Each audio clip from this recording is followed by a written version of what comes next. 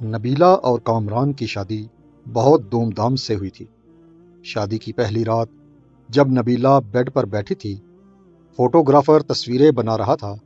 سب چہرے اس کے لیے اجنبی تھے۔ محلے والے دلہن دیکھنے آ رہے تھے اور نبیلہ نظریں جھکائے بیٹھی تھی۔ رات کے 12 بج چکے تھے۔ وہ بھوک اور تھکن سے نڈال تھی، لیکن کامران کو اس کی تھکن سے کوئی سروکار نہ تھا۔ جیسے ہی سب لوگ گئے، کامران نے محبت بھری باتیں کرنے کی بجائے اپنی مردانگی کا روب چاٹتے ہوئے کہا، دیکھو، مجھے تماشے اچھے نہیں لگتے۔ گھر کے سارے کام، کھانا بنانے سے لے کر صفائی تک تمہارے ذمہ ہیں۔ میں بار بار یہ بات نہیں کہوں گا۔ نبیلہ نے خاموشی سے سر ہلا دیا۔ وہ سوچ رہی تھی کہ اسے کوئی تحفہ ملے گا یا محبت ملے گی، لیکن کامران کو صرف اس سے کام کروانے کی فکر تھی۔ شادی کے دن گزر گئے اور نبیلہ کے ہاتھ میں جھاڑو اور کچن آ گیا۔ نبیلہ کی جیٹھانی ان کی رشتہ دار تھی، لیکن نبیلہ غیروں میں بیاہ کر آئی تھی۔ سارا دن کام کاج کرنے کے بعد جب وہ تھک جاتی تو رات کو اسے شوہر کے نخرے اٹھانے پڑتے۔ کامران ہمیشہ روکھے لہجے میں بات کرتا۔ ایک رات نبیلہ نے ہمت کر کے کہا، کامران، شادی کو 3 ماہ ہو گئے ہیں، آپ مجھے کہیں گھمانے نہیں لے کر گئے۔ کامران نے حیرت اور غصے سے کہا، گھمانے؟ کہاں جانا ہے؟ جاؤ میرے کپڑے استری کرو، میرا دماغ خراب نہ کرو، میں تھکا ہوا ہوں۔ نبیلہ کی اپنی ماں نہیں تھی، وہ ستیلی ماں کے سائے میں جوان ہوئی تھی، جس نے اسے صرف دکھ دیے۔ اسے اپنوں سے جان چھڑوانے کے لیے 20 سال کی عمر میں 36 سالہ کامران سے بیاہ دیا گیا تھا۔ وہ اکثر کامران کے پاؤں دباتے ہوئے دل ہی دل میں کہتی، کامران، میں نے زندگی میں بہت دکھ دیکھے ہیں، مجھے صرف آپ کی محبت اور ساتھ چاہیے۔ میں سب کچھ بھول جاؤں گی، بس آپ مجھ سے پیار سے بات کر لیا کریں۔ لیکن کامران اسے پاگل سمجھتا اور ہمیشہ بے رخی برتتا۔ نیا گھر بن رہا تھا۔ کامران نے نبیلہ کو مزدوروں کی طرح کام پر لگا دیا۔ وہ رات کے 3 بجے تک اینٹیں اٹھا کر پھینکتی۔ ایک رات جب اس کا جسم تھکن سے ٹوٹ رہا تھا، اس نے کامران سے کہا، میرا سر دبا دیں، بہت درد ہو رہا ہے۔ کامران نے کروٹ بدلی اور کہا، جاؤ پیناڈول کھا لو، مجھ سے نہیں دبایا جاتا۔ نبیلہ منہ پر ہاتھ رکھ کر روتی رہی تاکہ آواز باہر نہ نکلے۔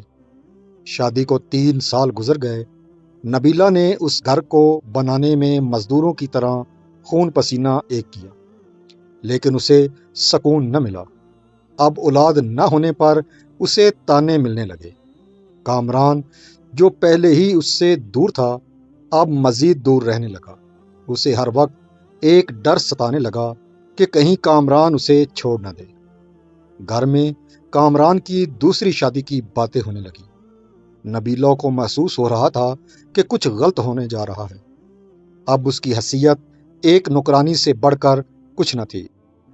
ایک دن جیٹھانی کی بیٹی نے معصومیت میں بتا دیا، آنٹی، مما کہہ رہی تھی کہ کامران چاچو کی شادی کرنی ہے کیونکہ نئی آنٹی لے کر آنی ہے۔ نبیلہ سمجھ گئی کہ اس پر قیامت ٹوٹنے والی ہے، لیکن وہ خاموش رہی۔ ایک دن کامران کمرے میں تیار ہو رہا تھا۔ نبیلہ اس کے پاس گئی اور اس کے کندھے پر سر رکھ کر کہنے لگی، آپ بہت سونے لگ رہے ہو۔ میں ہمیشہ نماز پڑھ کر آپ کی زندگی اور ساتھ کی دعائیں مانگتی ہوں۔ وہ دل میں اٹھنے والے درد کو چھپا کر خود کو تسلی دے رہی تھی کہ شاید کامران اسے کبھی نہیں چھوڑے گا۔ لیکن وہ دن آ ہی گیا جب لڑکی والے گھر آئے اور نبیلہ کو سختی سے حکم ملا کہ کھانا بناؤ اور اپنے کمرے میں چلی جاؤ، سامنے مت آنا۔ اس نے چپ چاپ یہ بے رخی بھی سہ لی۔ کامران دوسری بیوی بیاہ لایا۔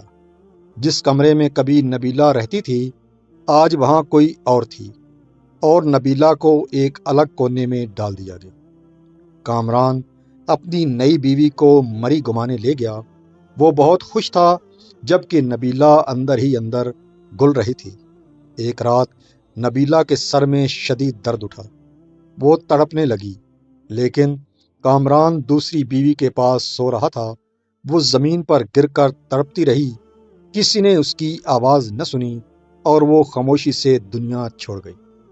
صبح ساس نے اسے گالیاں دیں کہ کمینی ابھی تک سوئی ہے، ناشتہ کون بنائے گا؟ کامران نے بھی آواز دی کہ نبیلہ سے کہو ناشتہ کمرے میں بھیج دے۔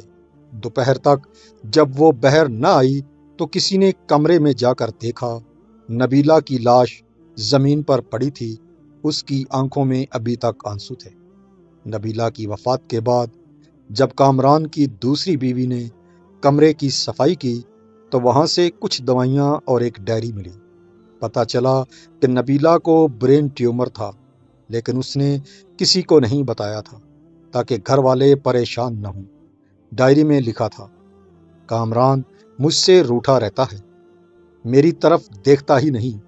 ایک بار میں نے اس کے لیے خود کو سنوارا، لیکن اس نے نظر بھر کر نہ دیکھا۔ مجھے جان لیوا بیماری ہے، لیکن میں کامران کو نہیں بتاؤں گی، وہ پریشان ہو جائے گا۔ آج کامران اپنی دلہن کے لیے برگر لایا۔ میں نے ایک نوالا مانگا تو اس نے ڈانٹ کر کہا کہ جاؤ برتن دھو، دماغ نہ خراب کرو۔ بھلا میں نے صرف برگر ہی تو مانگا تھا۔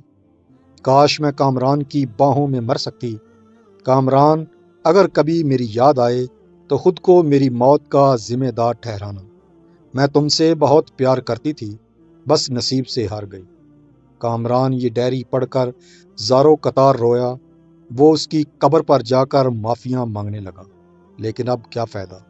نبیلہ تو اب کبھی لوٹ کر نہیں آنے والی تھی۔ یہ کہانی ان تمام لوگوں کے لیے ایک سبق ہے جو اپنی شریک حیات کی قدر نہیں کرتے۔ کسی کے جیتے جی اسے محبت اور وقت دے دیں اس سے پہلے کہ وہ خاموشی سے دنیا چھوڑ جائے اور پیچھے صرف پچھتاوا رہ جائے۔ اگلی ویڈیو تک کے لیے اپنے میزبان کو اجازت دیجیے۔ اللہ حافظ۔